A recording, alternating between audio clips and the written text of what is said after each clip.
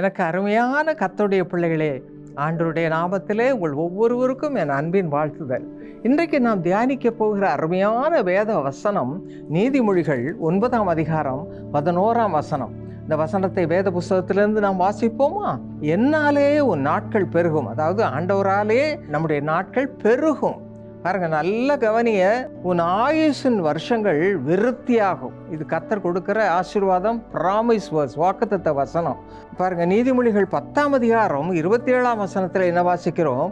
கர்த்தருக்கு பயப்படுதல் ஆயுசு நாட்களை பெருகப்படும். தெய்வ பயம், இதான் பாருங்க ஃபவுண்டேஷன், அஸ்திபாரம். ஒவ்வொருத்தருக்கும் இருக்க வேண்டிய காரியம் தெய்வ பயம். இன்னைக்கு ஏன் குடிகாரராக இருக்கிறாங்க, அட்டூழியம் பண்ணுறாங்க, விபச்சாரக்காராக இருக்காங்க, குடும்பத்தை, பிள்ளைங்களை, மனைவியை அடிக்கிறாங்க, எவ்வளோ பாவம், எவ்வளோ அக்கிரமம், எவ்வளோ திருட்டு நடக்குது, ஏமாற்று நடக்குது. இதுக்கெல்லாம் காரணம் என்ன? தெய்வ பயம் இல்லை. அதான் முக்கியமான காரணம். இதை கேட்கிற எனக்கு அருமையான தேவனுடைய பிள்ளைகளே, உங்களுடைய வாழ்க்கையை அலசி பாருங்க, ஆராய்ந்து பாருங்க. அங்கே இருக்குதா தெய்வ பயம் இல்லாத நிலைமை?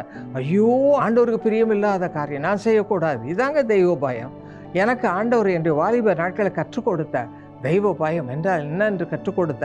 விசேஷமாக பாருங்க, என்னுடைய என்கேஜ்மெண்ட் டே அன்னைக்கு இந்த வசனம் வாசிக்கப்பட்டது. நீதிமொழிகளின் புஸ்தகம் 31ஆம் அதிகாரம் 10லிருந்து கடைசி வரைக்கும் போதகர் வாசித்து அதை தியானித்தார். அப்பொழுது சொன்னார், சௌந்தரியம் வஞ்சனை உள்ளது, அழகும் வீண், கர்த்தருக்கு பயப்படுகிற ஸ்திரீயோ புகழப்படுவாள். எனக்கு ஒரே அந்த வசனம் என்னோட பேசிச்சு. அன்று என்னை ஒப்பு கொடுத்த ஆண்டவரே, இந்த தெய்வ பயத்தை எனக்கு தாரும். இன்று வரை தெய்வ பயத்தோடு கர்த்தருக்கு நான் ஊழியம் செய்ய, கர்த்தருக்கென்று வாழ ஆண்டவர் என்னை கரம் பிடித்து நடத்தி வருகிறார். உங்களுக்கும் அதே செய்வார். பாருங்க, நீதிமொழிகள் 31ஆம் அதிகாரம் 30ஆம் வசனத்தை கவனமாக பெண்கள் வாசிங்க. மற்றவர்களுக்கு ஆண்களை பற்றி என்னன்னு சொல்லலாம். ஆதியாகமம் 25ஆம் அதிகாரம் 8ஆம் வசனத்தில் ஆபிரகாம் பற்றி வாசிக்கிறோம். அவர் உங்களுக்கெல்லாம் ஒரு சாட்சியா முன்னோடியா இருந்தார். அவர் தெய்வ பயத்தோடு வந்து பூர்ண வயதில் அவர் மரணம் அடைந்தார். வயதான காலத்தில் அவர் குழந்தையை பெற்றார், ஆசீர்வாதம் பெற்றார், கர்த்தருடைய எல்லா பாக்கியத்தினால் நிறைந்தார். உங்களுக்கும் அந்த ஆசீர்வாதத்தை எல்லா பக்கம் பெற்றுக்கொள்ள வேண்டுமென்றால் நீங்களும் அதே போல பயபக்தியோடு ஆண்டவரை தேடுங்கள். பிரியமானவர்களே, நீதிமொழிகளின் புஸ்தகம் 4ஆம் அதிகாரம் 10ஆம் வசனத்தில் என்ன வாசிக்கிறோம்? என் மகனே, மகளே, கேள், என் வார்த்தைகளை ஏற்றுக்கொள், அப்பொழுது உன் ஆயுசின் வருஷங்கள் அதிகமாகும். வசனத்தை பாருங்க, இந்த வசனம் வசனம் வசனம் தினம் வாசிங்க. காலையிலே வாசிங்க, ராத்திரியும் வாசிங்க, கஷ்டமான நிலைமையில வாசிங்க. அந்த வசனத்தின் மூலமாக ஆண்டவர் உங்களோடு பேசுவார். நீங்கள் அதை கீழ்ப்படிந்து நடக்கும் பொழுது உங்களுடைய ஆயுசின் வருஷங்கள் விருத்தியாகும். 1 கொரிந்தியர் 2ஆம் அதிகாரம் 13ஆம் வசனத்தில் என்ன வாசிக்கிறோம்? பரிசுத்த ஆவியானவர் போதிக்கிற வார்த்தைகள் மூலமாக ஆண்டவர் உங்களுக்கு ஆசீர்வாதத்தை கொடுப்பார். எபேசியர் 4ஆம் அதிகாரம் 29ஆம் வசனத்தில் பக்தி விருத்திக்கு ஏதுவான நல்ல வார்த்தைகளை கேட்கிறவர்களுக்கு பிரயோஜனம் உண்டாகும்படி நீங்களும் பேசுங்க. உங்கள் வார்த்தை சுருக்கமாக இருக்கட்டும். உங்களுடைய வார்த்தை பக்தி உறுதி உண்டாகும்படி, மற்றவர்களுக்கு ஆசீர்வாதம் உண்டாகும்படி பேசுங்க.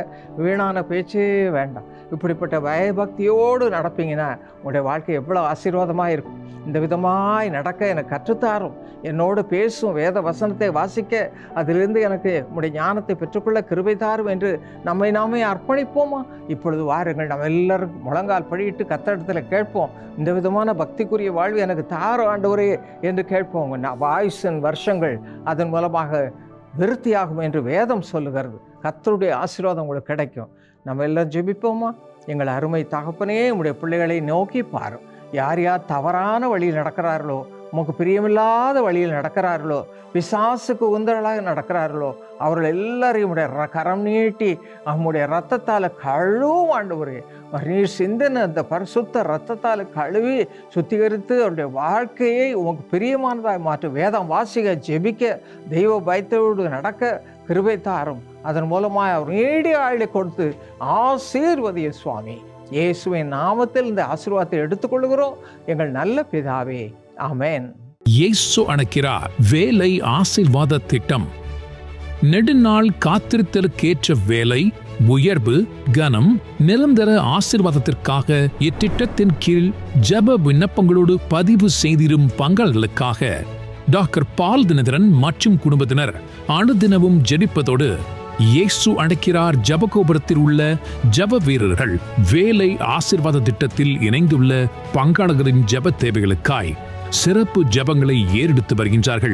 இன்று முதல் வேலை ஆசீர்வாத திட்டத்தில் இணைந்திட விரும்புவோர் 0443456667 என்ற தொலைபேசி எண்ணை காலை 7 மணி முதல் இரவு 9 மணி வரை தொடர்பு கொள்ளுங்கள்.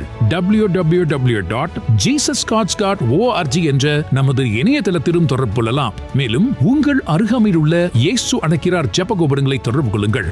இந்த வேலை ஆசீர்வாத திட்டத்தில் உங்களுக்காக ஏறெடுக்க ஜபத்தின் பலனாக நீங்களும் தேவனுடைய ஆசீர்வாதங்களை பெறும்போது மற்றவர்களுக்கும் ஆசீர்வாதத்தை கொண்டு செல்லும் வாய்க்காலாக விளங்கிடுங்கள். இயேசு அழைக்கிறார் வேலை ஆசீர்வாத திட்டம் ஓர் புதிய ஆரம்பம் காத்திருக்கிறது.